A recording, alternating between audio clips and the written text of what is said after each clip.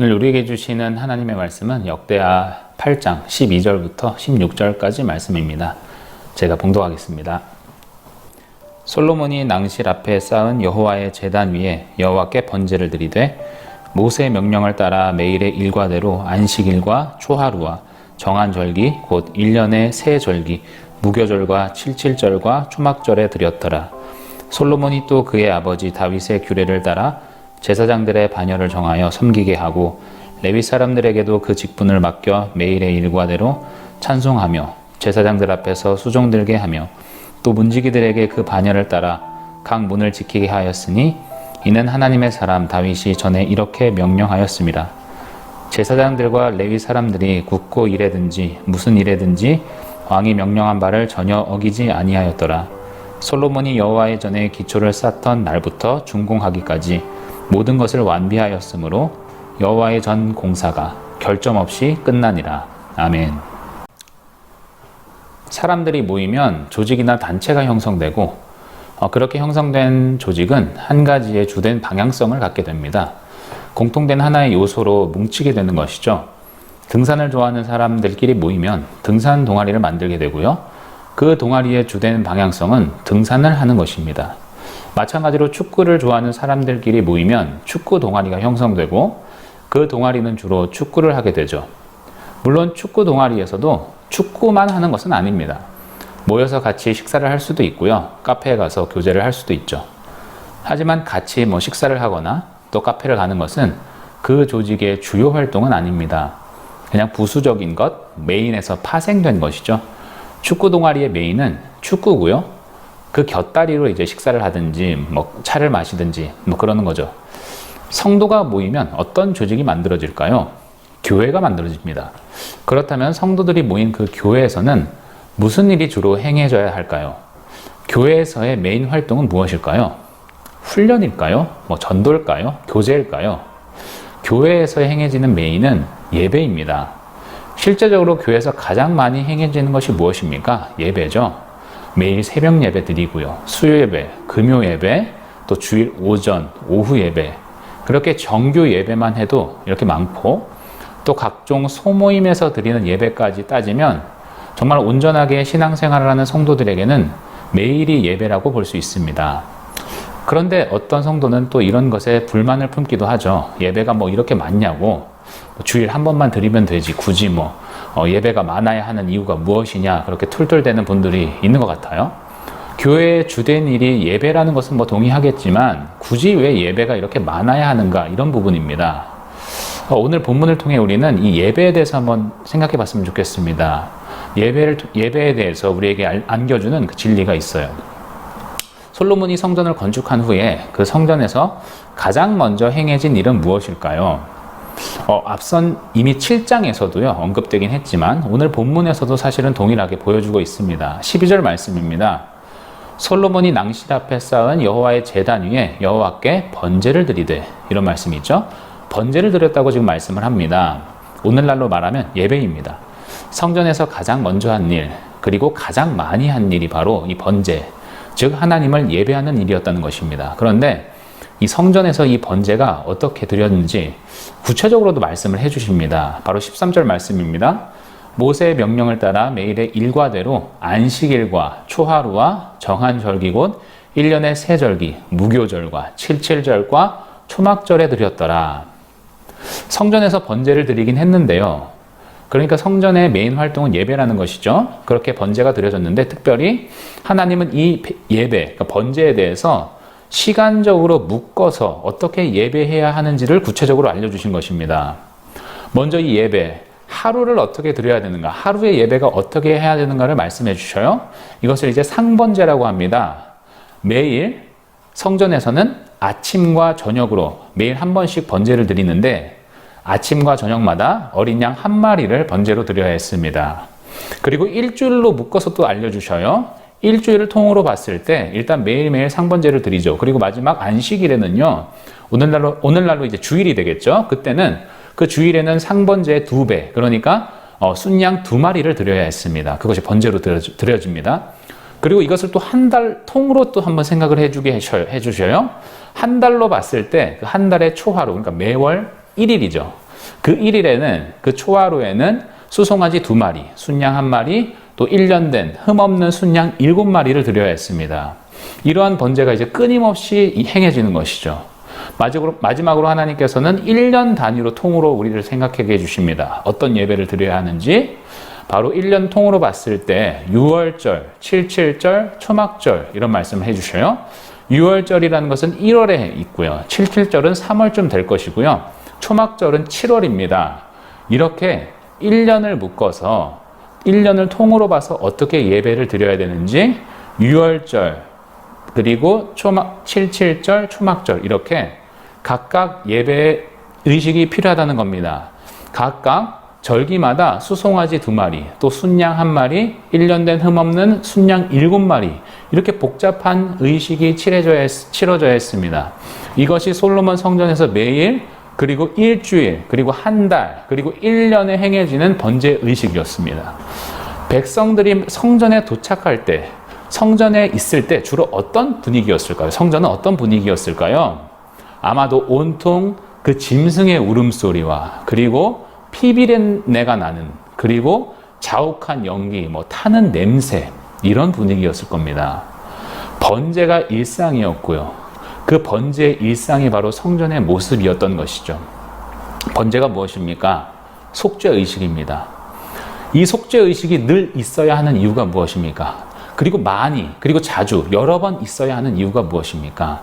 하나님께서는 번제의 이 번거로움을 통해서 우리가 어떤 존재인지를 알려주시는 것입니다. 왜 이렇게 속죄 의식이 많이 필요할까요? 우리가 그만큼 더럽기 때문입니다. 죄가 그렇게 끈질기기 때문에 그렇습니다. 다시 말해서 우리에게 이 번제 의식을 통해 끊임없이 십자가를 붙잡으라는 말씀입니다. 죄의 강력함, 하나님으로부터 끊임없이 멀어지려 하는 이 죄인의 본성, 이것을 어떻게 해결해야 합니까? 그리스도의 보혈밖에 없다는 것입니다. 그 십자가 앞에 매일 나아가는 것입니다. 우리의 모든 것을 내어드리는 그 십자가, 회개하는 길밖에 없다는 것입니다. 그것이 바로 예배입니다. 우리는 예배를 통해 끊임없이 그리스도를 붙잡는 것입니다. 그리스도를 붙잡을 때, 그리고 그 은혜를 통해 우리의 모든 것이 회복된다는 것입니다. 진정한 평화를 누리게 된다는 말씀입니다.